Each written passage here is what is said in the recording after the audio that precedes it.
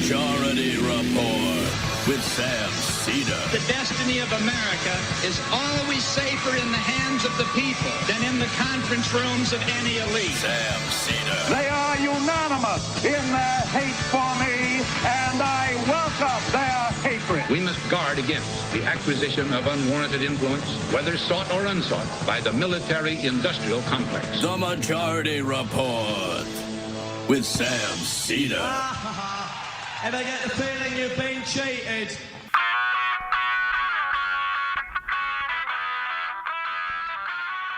It is Thursday, August 7th, 2025. My name is Emma Vigeland, in for Sam Seder, and this is the 5-time award-winning Majority Report.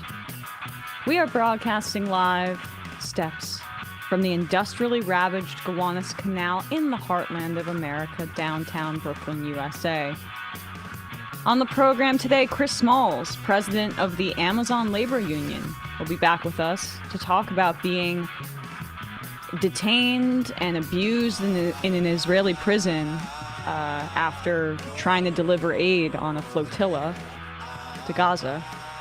And later in the show, Katheryn Houghton of KFF Health News joins us to talk about the effects of Medicaid cuts and work requirements.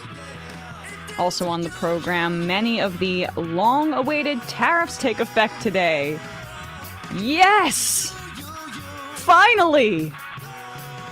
They range basically at the bottom from like 10 to 15% to even higher than that.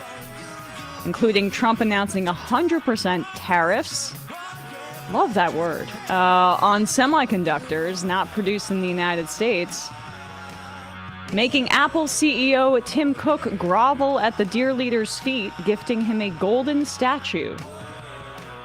Because please, please, please give iPhones a carve-out. In Brazil, Lula responds to the 50% tariff by rejecting Trump's shakedown attempt as a humiliation.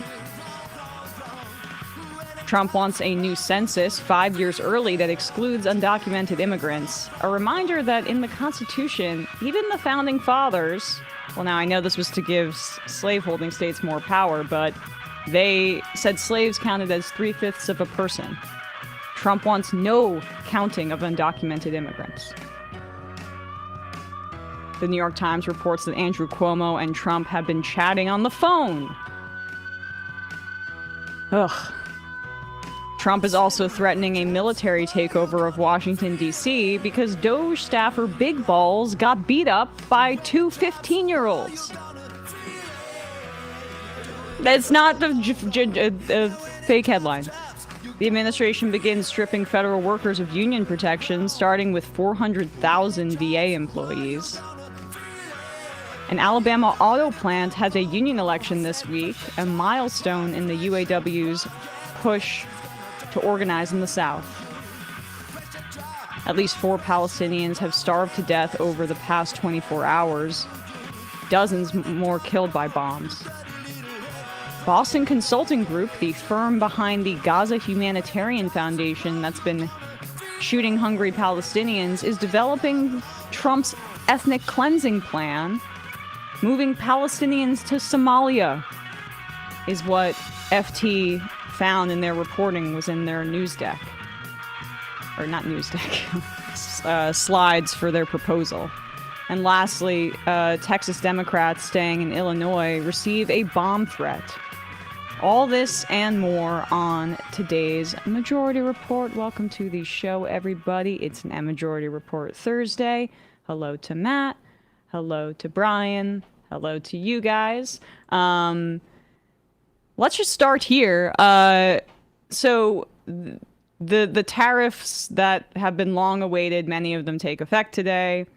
We're going to be seeing increased prices throughout the rest of the year, but there are some estimates that say that the worst of the price increases could take up to like 8 months to make their effects felt.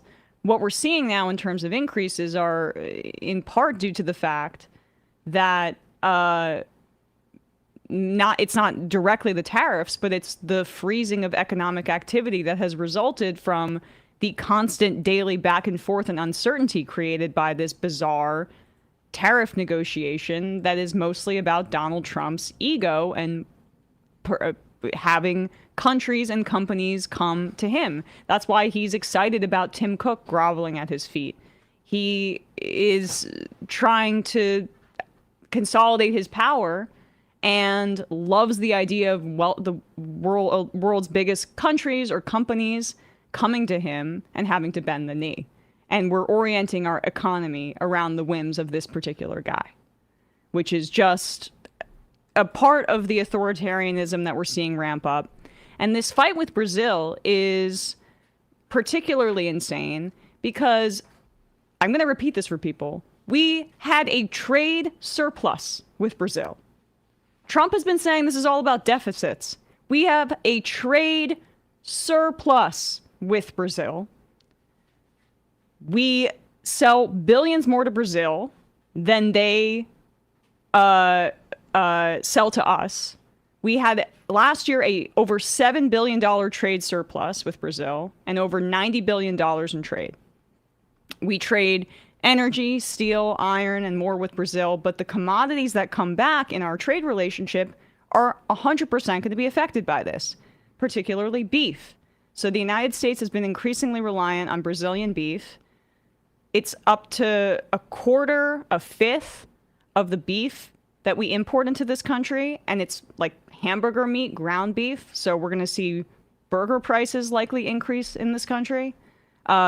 We also import seafood from Brazil, tuna, things like that.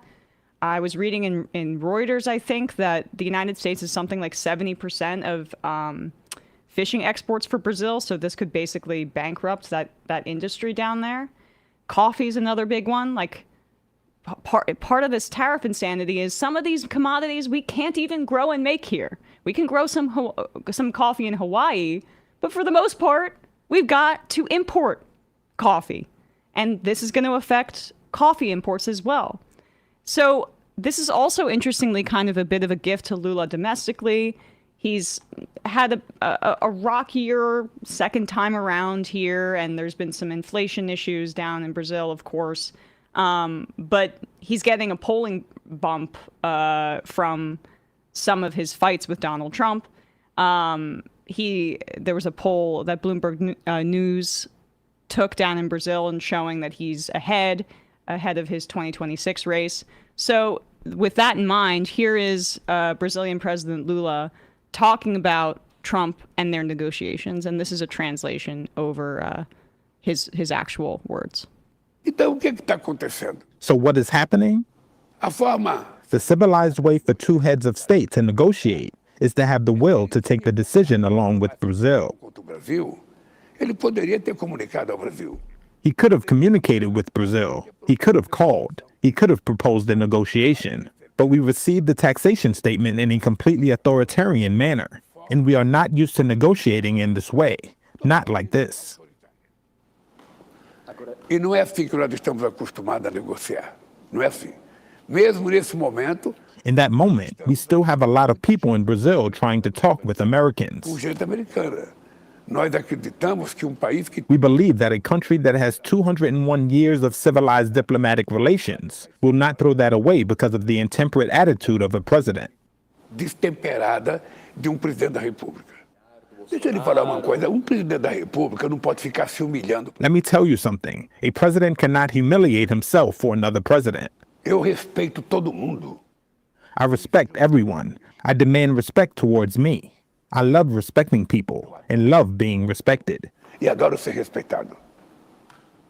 So that's him. The quote that's making the rounds is the humiliated quote. And we've seen that, like Mexico, for example, despite Claudia Sheinbaum being on the left, has largely escaped some of Trump's ire here, in part because she approached the negotiations from a position of strength, both in her tactics, but also in the fact that Mexico has enormous leverage here. Brazil has leverage too, because Brazil is one of the world's biggest countries, and we do have a significant trade relationship with them. To go back to what I said, and we'll keep repeating it, we have a trade surplus with Brazil. When Trump was saying that he was supposed to only be targeting these deficits, it's insanity. But good thing Americans don't like hamburgers, right? What the Republicans have been saying for years that Democrats want to take away meat from you. Trump wants to take away your hamburgers because he's pissed that Lula da Silva and Brazil is prosecuting his friend for trying to do a coup. This is the America First guy. We're going to raise prices for imports from Canada because they dare to recognize a Palestinian state. And Trump's friend in another country is in some legal trouble, so we're going to raise your coffee and beef prices for America First, right? Coffee, beef, and fish takes me out completely. Oh, I mean, time to move. So, like, this is going to be really impactful. And they're struggling to get out of this. Like, when you ask Americans, too, in public polling about tariffs, it is overwhelmingly unpopular. Something like 70 to 80% of Americans are concerned about the tariffs. It's quite difficult for them to message around this, especially because a guy like Scott Bassan here is a typical Wall Street money guy. And everybody in his orbit is pissed about this kind of thing. Here he is this morning on MSNBC. Also, it's evident that they're even going on MSNBC to have to make their case here. That's how worried I think they are. One, about the markets, because the markets are freaked out. And two, about trying to sell this to people. Here he is on MSNBC, kind of being cornered here by, who's this anchor? I'm not sure his name. Eugene Robinson, there we go. Great speaking voice. I'm not really familiar with him, but he's on Morning Joe, so we probably don't have a ton in common politically. Regardless, this was a great kind of subtle way that he cornered Scott Bassan here. Economy in a changing world. Mr. Secretary, there's one question I got to ask you, because there has been some confusion. So we've got a tariff of, 50% on Brazil now, I think. And so if someone here, an importer, wants to buy Brazilian products today or tomorrow and import them, they're going to pay 50% to the Treasury. And so who writes that check? Well, a couple of things. First, we could have substitutions, so there's very little that only comes from Brazil. It could come from Argentina, it could come from... right, but assuming it does come from Brazil, say, or it comes from any country with a tariff, who writes the check to the Treasury? Well, the check is written to the person who receives it at the dock in the U.S. I'm sorry. Just looked it up quickly. Argentina accounts for around 1.5 to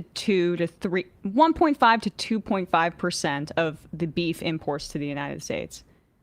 Brazil, a fifth to a fourth, around that. So this isn't like any other country can replace this trade relationship. But just go back like 10 seconds. Tariff, who writes the check to the Treasury? Well, the check is written to the person who receives it at the dock in the U.S. Mm-hmm. The check is written by the person who receives it at the dock. So the tariff is paid in this country by the importer, is that right? But the Brazilian exporter could decide that they want to keep market share. They could lower their price so that the full 50% of the tariff, say, they could eat part of the cost. They could eat part of the tariff, which is what we've seen. Okay. But the check is written by the importer, right, at the dock. Yeah, and then the importer can pass it on or not. Okay. All right. So they move on from that, but that silence and that gulp. The importer, the for-profit company that has no morality and is just interested in shareholder value and profit and that kind of thing, they could decide to pass it on, or they could decide to take less money for themselves and eat it. Which one will these companies decide to do? It's really hard for me to figure out. I mean, like we've been talking about, it's going to wipe out anybody but the largest corporations, which have money to play with on this sort of thing. Exactly. And even they're pissed about it because it's going to be impactful across the economy. When we're talking about the situation that Trump is setting up right now with tariffs, which are inflationary because they increase prices, because even though Basant is trying to lie his way out of it, it is passed on to the consumer. So it's a compounding sales tax, which is already a regressive tax because it proportionately impacts people more the lower their income is, because the price of a good is the same for everybody. But if you have less money, it's more of a tax on you proportionally than if you have more money. So tariffs are going to increase basically sales tax, or that's how they will function. So it's going to be passed on disproportionately to lower income Americans, disproportionately to middle income Americans compared to upper class. And as you go down the list, that's how it's going to work. And what this lunacy protectionism is doing as well is also just continuing to strengthen Brazil's relationship with China. We're going to see this across different countries with economic power. India is a big question in all of this. Modi is in a more precarious political situation. His party took a hit last election cycle. How does he manage this? Ideologically, he and Donald Trump, of course, are close together, but he has to think about his own self-interest here. Trump's been alienating him. Edward Luce in the FT has a good piece on basically how Trump's entire term so far has been a big gift to China, and from the taking credit to for the ceasefire between India and Pakistan, which Modi's like, no. And also like tariffing Taiwan, which is where we get all of our semiconductors. Yes. Which is, people should check out the map, how close Taiwan is to China. And like what would happen if, say, we drove Taiwan more into China's hands, like, and we're worried about them taking it by force. We might just be forcing them to have a better relationship with China through our insanity. Yeah. And all of this is about American capitalists' impotence, and we're trying to Trump's trying to lash out, thinking we're going to be able to make Japan drive Ford F-150s.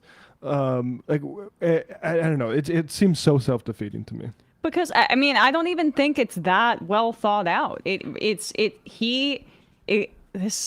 Forgive this sports reference, okay? But people will have to deal with it for just a second. Right now, the Cowboys are having these insane negotiations with Micah Parsons, who's the best defensive player in the league. And Jerry Jones reminds me so much of Trump.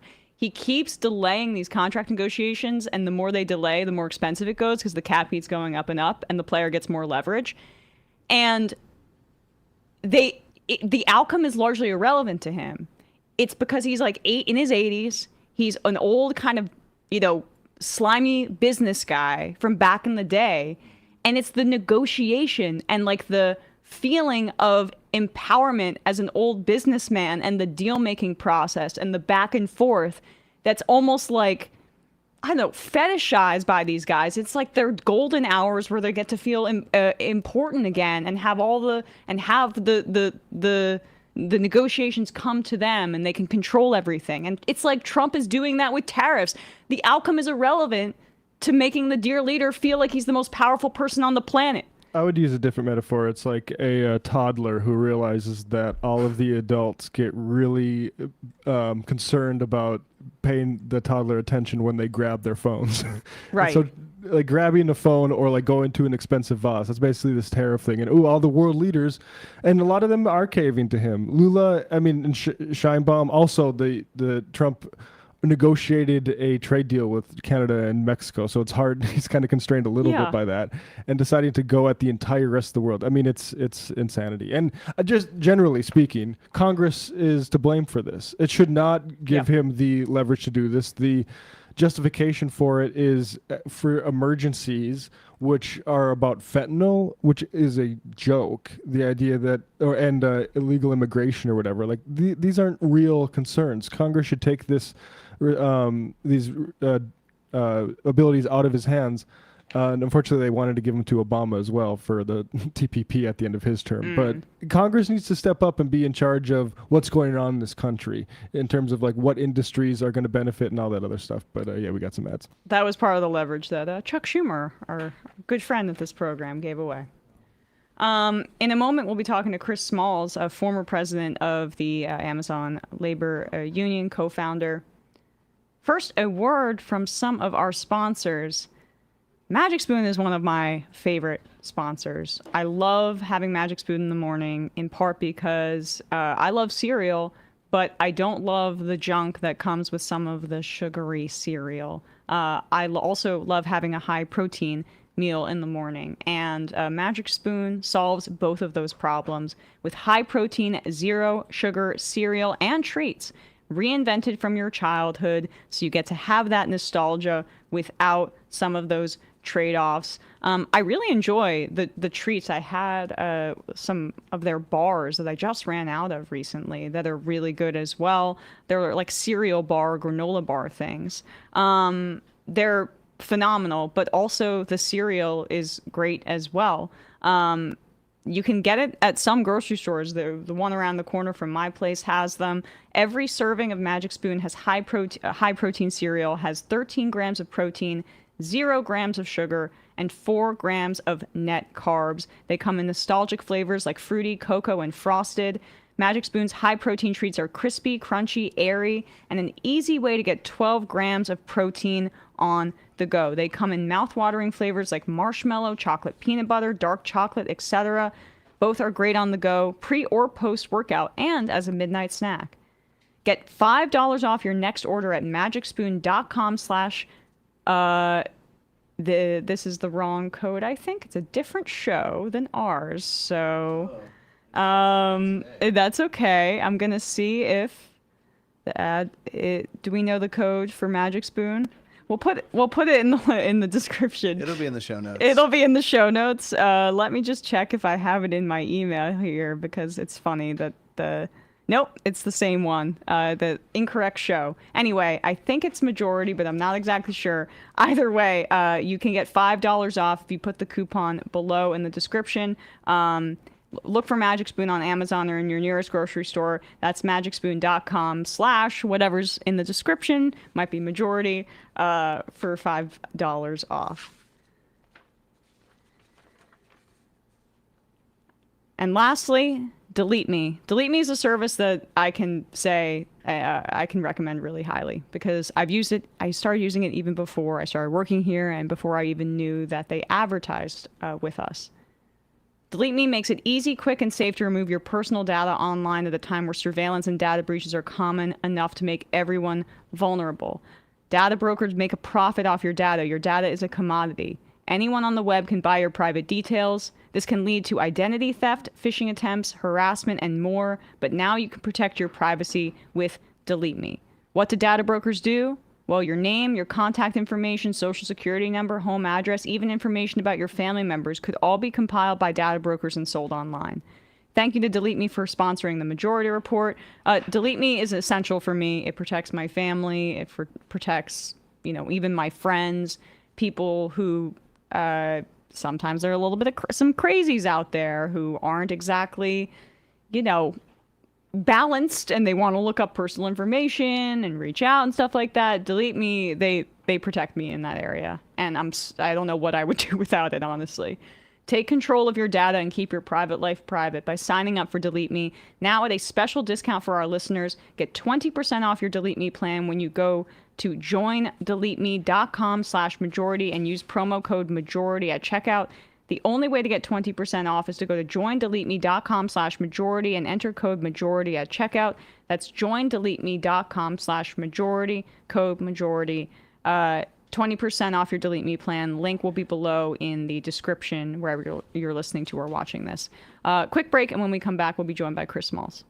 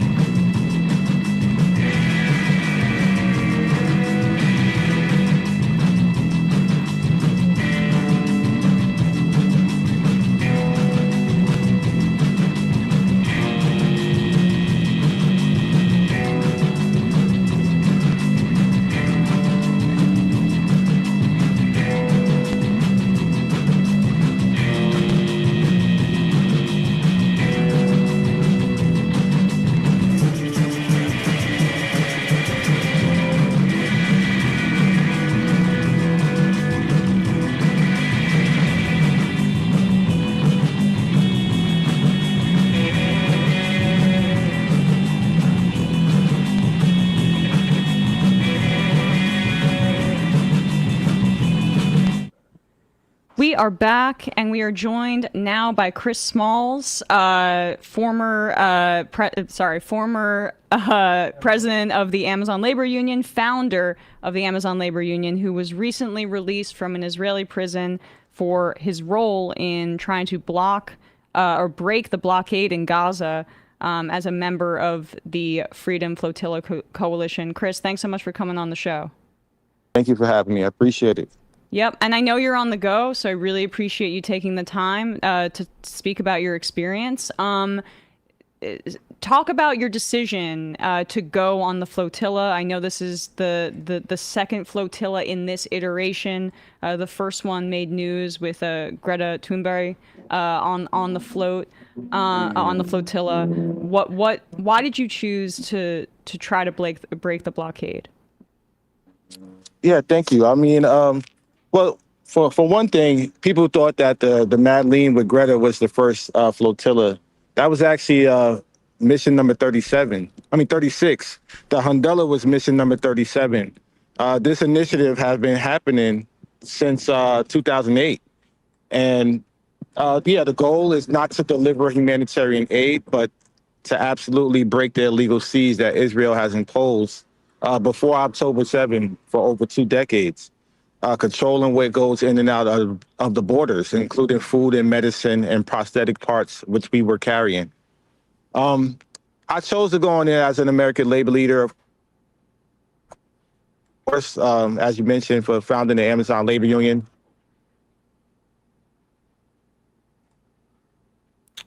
American tax that's killing 500,000 Palestinians in less than 2 years. I wanted to definitely spread awareness about that, but also connect the dots. You know, Amazon is not only participating in the genocide, they invested $7.2 billion into Project Nimbus, which is essentially the Iron Dome for the IOF. And these labor unions in America for the last 21 months have been shipping arms to Israel every 15 months and manufacturing weapons. They passed 0 resolutions, and they're not only participating, they are complicit as well, and they had the blood on their hands as well. I've heard some of your critiques of the longshoremen and other labor leaders that have not stepped up to oppose this genocide. Can you expand a little bit on your critique there and why you felt it was important to connect the dots with labor and organized labor and the genocide of Palestinians? Well, for number one, I read an article not too long ago where there was some type of meeting amongst some of the labor unions, and they audacity of them to say that the Palestinian liberation is outside the scope of labor, which is insane for them to say when they say injury to one, injury to all. That doesn't exclude Palestinian lives. And for the Palestinians, their trade movement has been a part of their resistance since the first Nakba. You know, they always had trade unions involved in humanitarian aid or just civilian life. I've been fortunate enough to meet plenty of Palestinian presidents for trade unions. My sister, Susan Salam, that's based in Jerusalem, the Palestinian president for women. And I know for a fact that working class issues, this is hand in hand. It doesn't mean that we exclude people because they're Palestinian. It's ridiculous. And that's something that's really shocking that's coming from, you know, institutions and unions who once stood on the right side of history when they went up against the apartheid in South Africa. And how did it come together for you to get on the flotilla? And if you could just speak about how long you were sailing and what it was like when, you know, how you prepared for what you would imagine was an inevitable, likely Israeli interception of the flotilla, and what it was like when they boarded the ship to take you all into custody. So for me, I was, from my journeys around the world, I've been in company with some of the folks that were on the Madeleine. And I was able to get in contact with the co-founder of the Freedom Flotilla Coalition, Houghton, who actually, this was her ninth time aboard the flotilla. She also survived the 2010 massacre when Israeli forces jumped on board and killed 10 of the volunteers. So yeah, I had a phone call. I had 24 hours really to make a decision. And I didn't hesitate. I knew that it was an important initiative, and I think the time is now. And that's how I was able to get on board.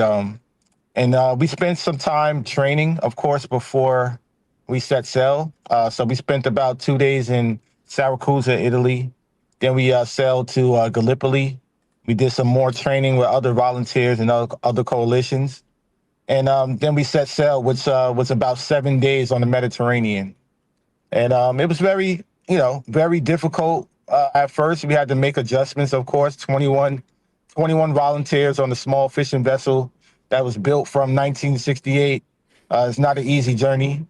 And, people I know are excited. They want to get on the next one because of the things that we accomplished. Even if we didn't make it, we definitely inspired people to get involved.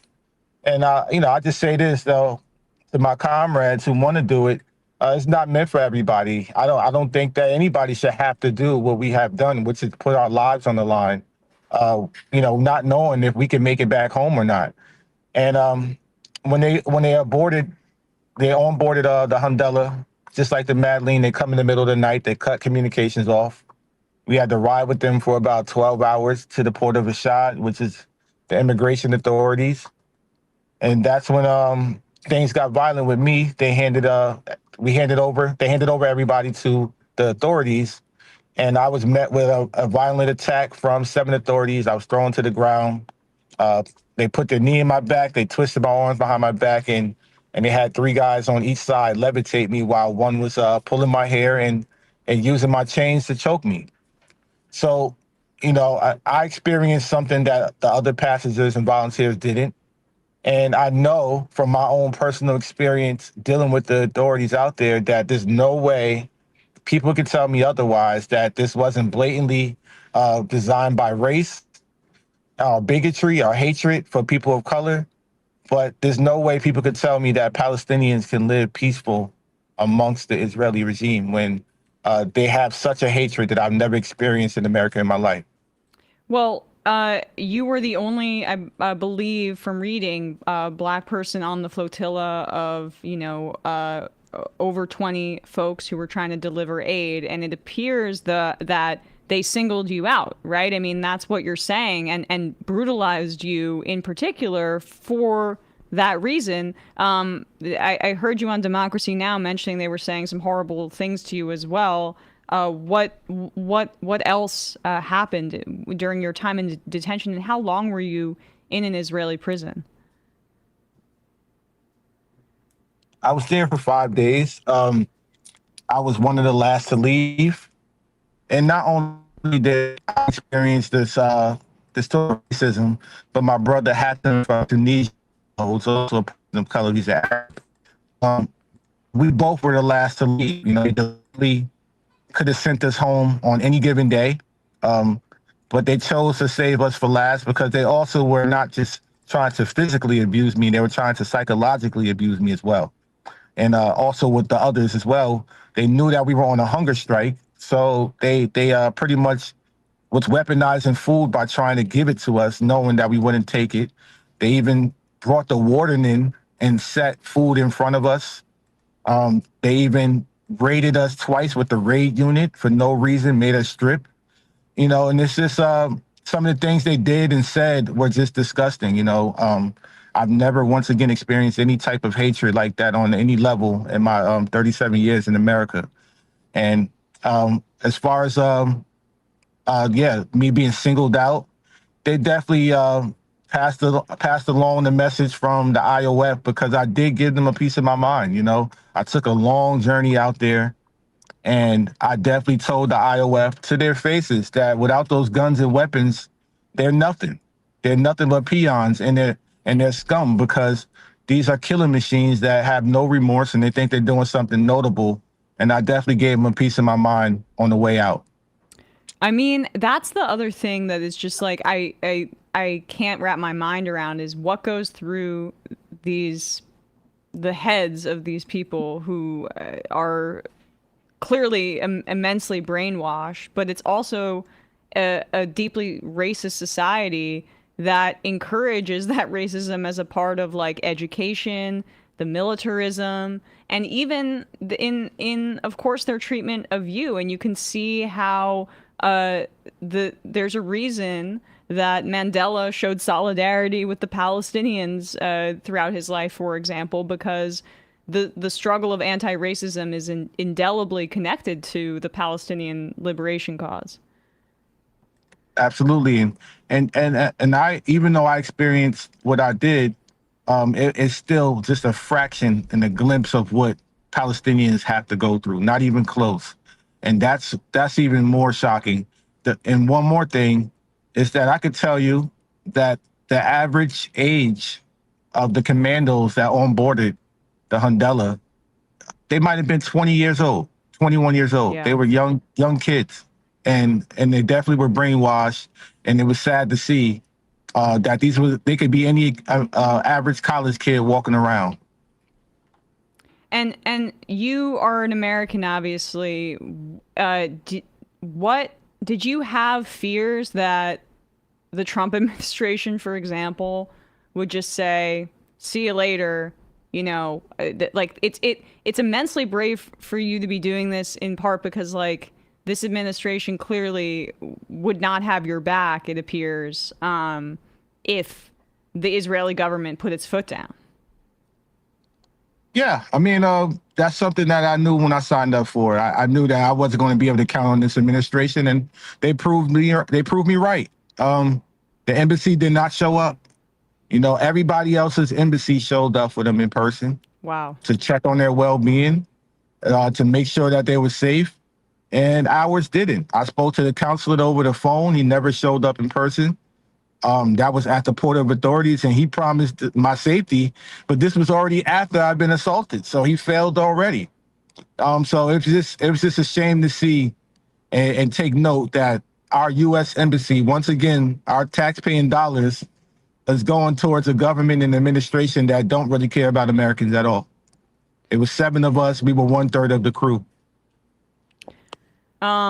Lastly, Chris, because I know you've got to run. What I know that you mentioned some folks on the flotilla who want to go back. What can people in our audience do to help your comrades on the flotilla, other efforts to break the blockade? And what would your message be to our audience about some of the efforts to try to put pressure on Israel in this way? Yeah, I would just say what I mentioned before. You know, it's not meant for everybody to do. We shouldn't have to do it. I honestly encourage everybody to fight in their own way. You know, everybody has a lane to fulfill and a role to play. And whether it's protesting, whether it's demonstrating, if you want to do direct action, sure. But once and foremost, we just got to keep the people of Palestine and the people of Gaza foremost. We have to keep their stories and keep the hope alive for them. Right now, what we're seeing is so inhumane. As a father, as a civilian, as an American taxpaying citizen, we all need to be outraged, and we need to hold these government officials accountable, along with these entities like the labor unions and the corporations as well. Chris Smalls, founder, former president of the Amazon Labor Union, recently released from an Israeli prison where he was abused. He was trying to break the blockade in Gaza with the Freedom Flotilla Coalition. Chris, thanks so much for coming on the show today and taking the time. No problem. Thank you for having me. Of course. All right, guys, quick break. And when we come back, we'll be talking to Katheryn Houghton about the impact of these Medicaid cuts and work requirements. Be right back.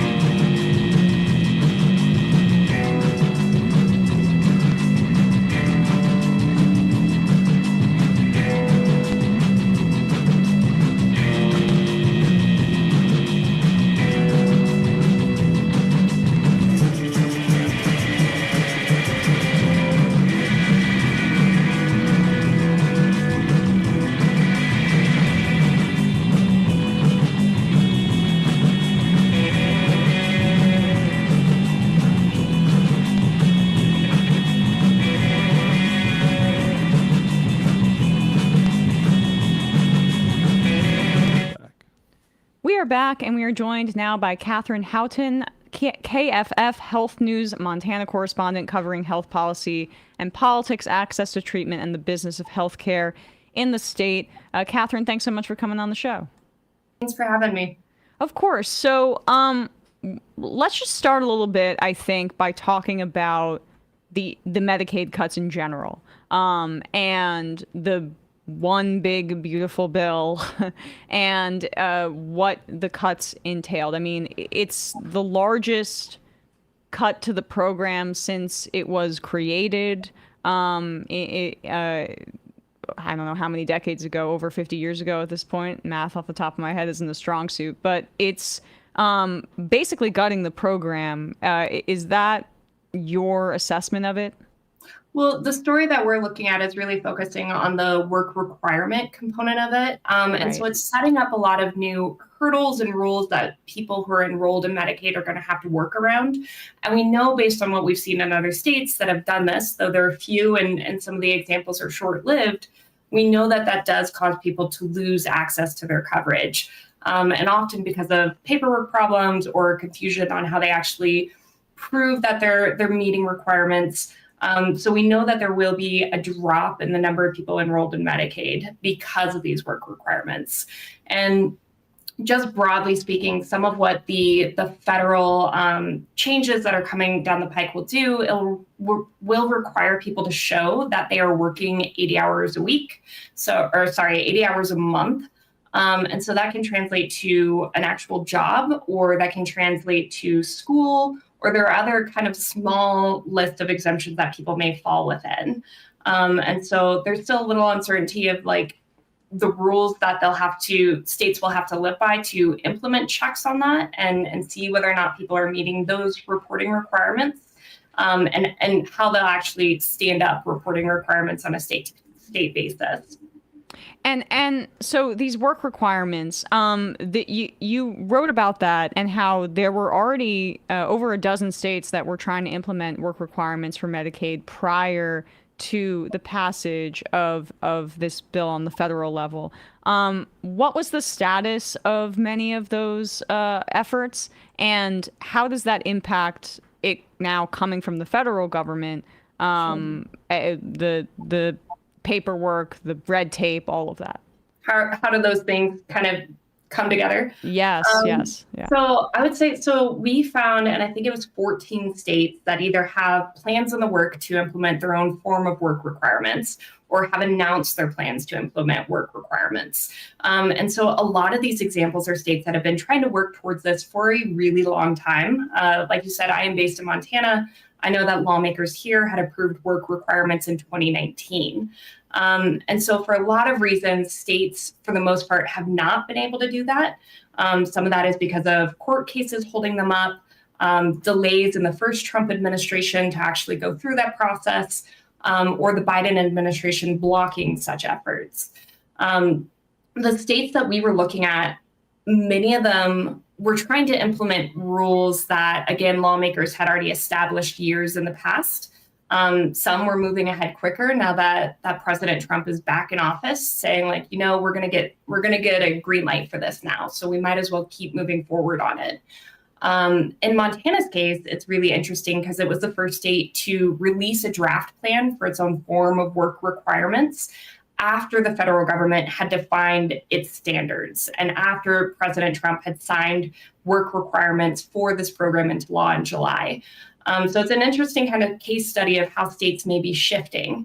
And so as far as how these things intersect, there's a big question mark still, I think. And so in Montana's case, we see that the state largely aligned its plan with what the federal government has already laid out as the blanket rules that need to be put in place by end of next year. But there are some areas where the state puts a little tweak to the program. And I think there's uncertainty and whether or not that will be allowed. And so we're seeing that with a lot of state plans. There's a lot of overlap. The goal is the same. If you want access to coverage, you have to prove you're working. But at the same time, states have their own little forms to what that could look like. And there's a lot of questions of whether or not that's going to be allowed. And why are states attempting to kind of put their own spin on it or flavor? Is it because this legislation was in the works prior to the passage of this bill, or are they trying to be more draconian than the federal government? What's the motivation? So it varies. I would say a consistent theme is a lot of these efforts were already rolling in place years back. And so they're trying to follow through. These are state Medicaid agencies, in a lot of cases, trying to follow through on what lawmakers already established as their set of rules. You have some states that, and it's interesting, Montana actually kind of softens what the federal government would require. And by that, I mean, they have a longer list of people who would be exempt from work requirements. The federal standards do lay out some exemptions, people who are medically frail, low-income parents, but Montana's list actually goes longer in trying to kind of buffer vulnerable populations from having to do these reporting requirements. For example, they lay out people who are fleeing domestic violence wouldn't have to meet the requirements for a time. People who are without housing wouldn't have to meet the requirements for a time. You also have states, though, that are going stricter. And so I think Arkansas is one of the examples of that, where they actually say no exemptions.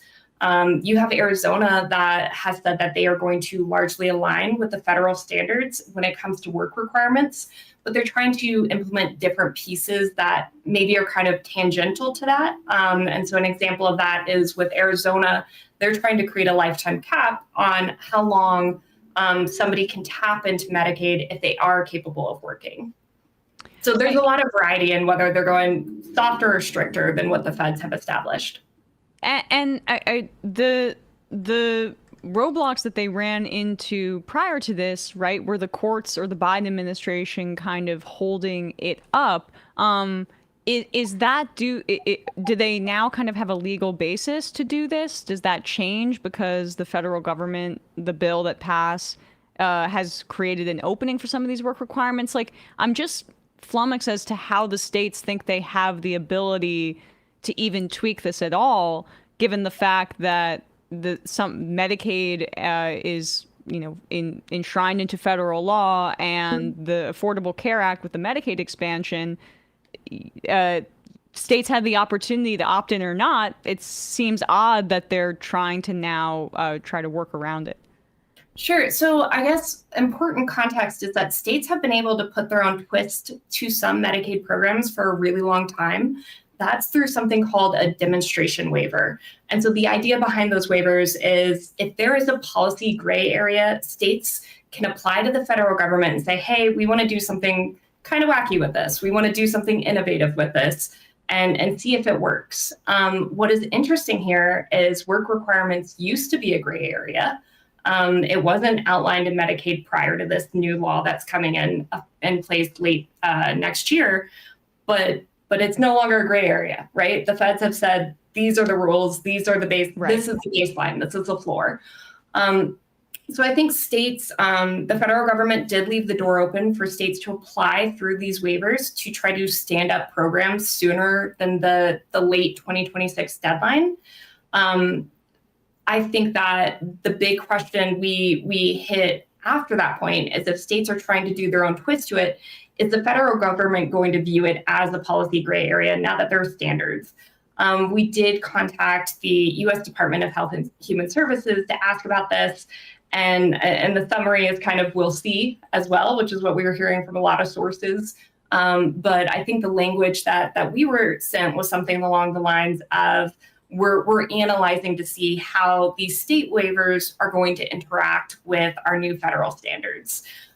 So again, a lot of question marks. I will say now that there are federal standards, those states that are trying to push ahead and stand them up sooner, but are following the federal standards are probably less likely to face court issues or court challenges. But states that are going a step beyond, like Arizona with the lifetime cap that they're considering or that they're seeking, they're going to be more open to litigation. And that was based on health policy law experts we spoke with for this story. I'm a little bit shocked about Arizona. Don't they have a Democratic governor still? Katie Hobbs is still in power, and they're looking at additional work requirements? State legislatures are wild. So I think you have to look at the whole mix in government. Okay, fair enough. So you also had another piece where you spoke to somebody, a man who goes by James in the piece, speaking about how with these work requirements and with this attack on Medicaid, it's going to be quite difficult for James to hold on to his health coverage. And there's a quote in your piece saying, "I don't want to be a fraud. I don't want to die. Those shouldn't be the only two options," because he's basically considering having to not be entirely truthful because otherwise he's going to lose some of his health coverage, right? I mean, this is the bind that this is putting some people in. It's interesting. James' experience, he's actually already not reporting accurately. And that is because Montana requires that if you fall outside of the range to qualify, so for people in our state, that means if you make more than 21,000 plus a year, you no longer qualify for Medicaid. And that's known as the coverage cliff. So James has already hit that.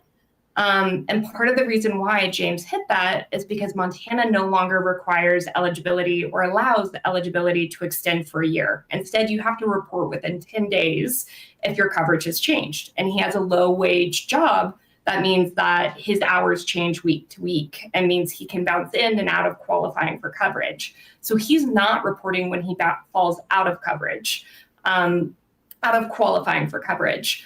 The federal rules mandate that if you are capable of work, you have to prove every 6 months that you are meeting the requirements to work.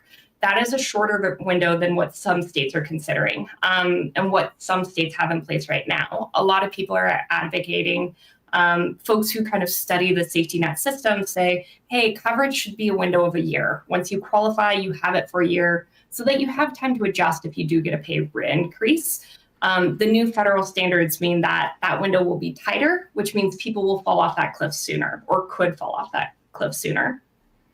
And there are a lot of people, and I think James might be included in this, who have to basically, or there's been reporting that they're saying no to promotions or to higher paying jobs because those jobs don't guarantee health care, and then you would make too much money to qualify for Medicaid. This is like a pervasive problem that existed even prior to this assault on the program. This, it's definitely a longstanding problem. James was an example where he initially said no to a pay increase, and then realized he wasn't going to be able to save up enough money to afford rent in town. It's an expensive place to live. And he was transitioning outside of an addiction treatment program that came with housing. And so he initially said, hey, I don't want that dollar-ish wage increase because I'm scared to lose Medicaid, and then realized that meant he may not be able to find housing. I just want to, there's this graph that I cite frequently on KFF about the number of people, the proportion of folks who are on Medicaid with what their, it says work status and barriers to work among Medicaid adults here. This shows the proportion of people working full-time. This is from data from 2 years ago. But 44% working full-time, 20% working part-time. And then these were, excuses that are given or that you can file when you're applying for Medicaid, not working due to caregiving, illness or disability, school attendance. You see there that only 8% of that pool cites not working due to retirement, inability to find work, or other reason. Everybody else is either working or caregiving, have a disability or illness, or are going to school. So that 8% is the apparently the group of people that are responsible for all this waste, fraud, and abuse, according to the federal government. But my understanding, and I'm wondering if it is for you on the ground, is when we're talking about fraud or Medicaid fraud, it's usually on the provider side. Yes, and so there's actually a federal agency that is watching this, and the cases of fraud that they've identified is on the provider side. Yeah. It's really hard to know how often that's actually happening with individual patients, but most often the system's really confusing. So researchers I spoke to about that idea have said more often people aren't tapping into the program when they are eligible because they don't know they're eligible. The system's so confusing, it's hard to kind of work within it to commit fraud.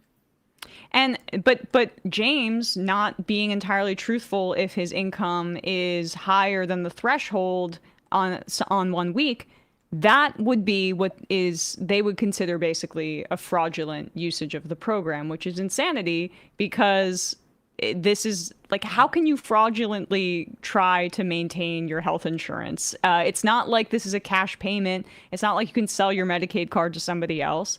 This is somebody that is just trying to hold on to the health insurance that they have. James is a really interesting example because he's an example of someone who the system is working for, right? Like a year ago, his body was breaking down. He was really unhealthy. He was not able to keep steady work because of his reliance on alcohol and his addiction to alcohol. Now he has a steady job. He's going back to school to become a licensed addiction counselor. He is doing well, and he attributes that to his access to Medicaid and says if Medicaid goes away, he is scared. So he is interesting in that he is both there are people who say there's no waste, fraud, and abuse. He's an example of someone who's breaking the rules and he knows he's breaking the rules. At the same time, he is kind of the story of the hope for a program like Medicaid. What do these work requirements look like in practice? Sorry, there's a dog in the hallway. What do these work requirements look like in practice? They clearly, I think, set up way more barriers to people accessing Medicaid. But I'm wondering with this added paperwork requirements, both from the federal level, but also now these over a dozen states that you write about. What does that look like for people trying to get access to healthcare? So right now, the U.S. has one state that has active work requirements, and that's Georgia. And those rules have been in place since 2023. I've had colleagues who have been following that for years. We have a coworker who's on the ground there who's really been tracking this. But what my colleagues have reported is that Georgia's experience shows that implementing work requirements can be really costly for states, really confusing for enrollees or wannabe enrollees, and can also have ripple effects into other programs that state Medicaid agency staffers are also working in. So if someone's trying to tap into food assistance or staff assistance, they're often trying to reach the same people who are managing Medicaid and trying to answer whether or not people are meeting work requirements. And so we've seen with Georgia that they're one of the states that have a waiver that had already gone to the federal government before these national standards were established that tries to roll back its program a little bit. Initially, Georgia wanted to do monthly checks on whether or not people qualify. The requests that they have in place now and are still waiting to see if the feds say yes or no is to do that every year.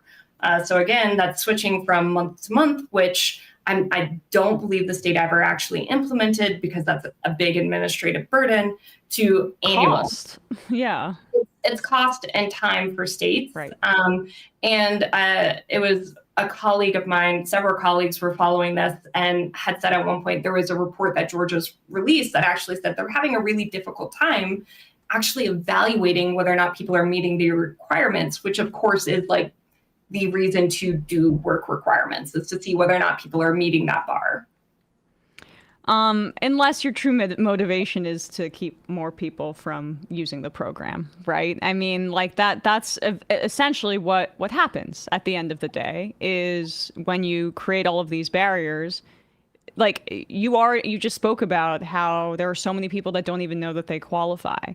Well, what happens to people who do know that they qualify, but they have this incredibly burdensome paperwork situation that might, make it difficult, or perhaps they're worried about constantly having to file paperwork or interact with the government in this way.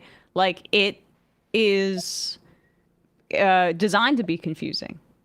Arkansas actually showed us, so it was, I believe, 2018 that Arkansas had stood up its work requirement program. And it was interesting. A judge initially deemed that program was illegal, but before that happened, there were 18,000 people who lost coverage.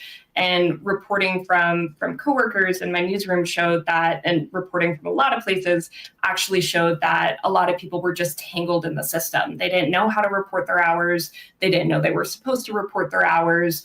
Or they weren't able to reach help when they were trying to, because there was a logjam for caseworkers. Well, lastly, Katheryn, what is your kind of estimate for the short-term immediate impact of some of these work requirements, or your maybe not numerical estimate, but what do you think is the likely outcome with many of these states, and what we're going to be seeing in the next coming months when it comes to people kind of being jettisoned off their health care? Sure. So I think that it is interesting. States have until, again, the end of next year to try to stand up these programs. I think we're going to see a number of states asking for extensions to that, because in some cases, every state is coming from a different place in what they're tracking. So some places have systems that maybe could work to track this, or a good starting point to track this, and others are starting from scratch. So I think we're going to see a lot of variety in whether or not states are ready to try to do this, whether or not they're trying to do it early or push it off a little bit longer. I think there's going to be, it's going to be similar to when states were doing Medicaid redeterminations. So after the emergency protections were lifted during the pandemic, you saw that the nation, every state had to reevaluate whether or not people qualified for Medicaid. And that big administrative load on states meant that they were overstretched in a lot of places. And so you may see longer waits for people to access caseworkers to talk through their application or their problems with Medicaid. You're going to see states trying to juggle an awful lot to catch up to what the standards are supposed to be. Well, Katheryn, I really appreciate your time today. You can check out the coverage of all of this stuff at KFF Health News. Really appreciate it. Thanks so much for coming on the show. Thanks for your interest. Bye. Of course. Well, with that, folks, we're going to wrap up the free part of this program and head into the fun half, where we will take your calls, we will read your IMs. This show relies on your support. Go to jointhemajority.report.com, please. You can support us that way. Keep us independent, keeping us thriving, and doing the show Monday through Friday, every day, covering this awful news cycle. Matt. Finally, we're allowed to talk about Sydney Sweeney in the fun half. Look, I am a sick person with pop culture. I enjoy it. I like dipping my toe in. But I don't understand why anyone cares. Like, this white blonde girl from Idaho is a Republican. There's like so much I would love to know about being a 21-year-old girl. Oh, I guess no. I know why people are interested. Look, she's hot. Just leave it at that. Why do we have to care? Why do we care? Why do we care? Can't people just be hot and we just leave it alone? Great. That's it. I think it boils all down to thumbnails on YouTube. Yes, I think Charlie exactly. Kirk Right. Sydney Sweeney on his thumbnails. Okay. Yes, I mean, that's why we'll talk about the Chris Cuomo. That's when we will talk about the story, because it's actually funny to make fun of Chris Cuomo getting fooled by a deep fake of AOC talking about how hot Sydney Sweeney is, which is really just offered a tour, sushi, and poker with the boys. Like we get it. You guys want AOC and Sydney Sweeney to make out, and that's basically what this is about. And I have to engage in this as apparently politics. I feel like I'm in middle school Look again. at them in conflict. Meanwhile, if you make $21,000 in a dollar, you don't get health care. Yeah. We got to talk about Sydney Sweeney. What if they're fight? What if they physically fought? Right. That's what this is, basically. I'm at like a 14-year-old boy's sleepover, but apparently it's Congress or something. Try 65-year-old. Join the MajorityReport.com. Matt, what's happening on Left Reckoning? Yeah, we had Kylie Chung on about her new book, Coercion, and the sort of synergy between abortion restriction and abusers domestically and at the state level.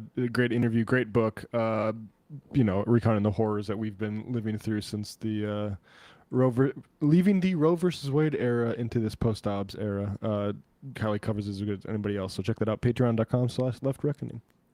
All right. I guess we'll see Matt Binder and Brandon Sutton in the fun half. People are testing you today. I know. Yeah, we're having some we had some technical issues, but we will survive. Yeah, I guess we'll just watch Harry Emden. See you in the fun half. Okay, Emma, please. Well, I feel that my voice is sorely lacking on the Majority Report. Wait, look, Sam is unpopular. I do deserve a vacation at Disney World. So, ladies and gentlemen, it is my pleasure to welcome Emma to the show. It is Thursday. Yeah, I think you need to take over for Sam. Yes, please. No. I'm gonna pause you right there. Wait, what? You can't encourage Emma to live like this. And I'll tell you why. So was offered to tour, sushi, and poker with the boys. Tour, sushi, and poker with the boys. So was offered to tour, sushi, and poker with the boys. What? Tour, sushi, and poker.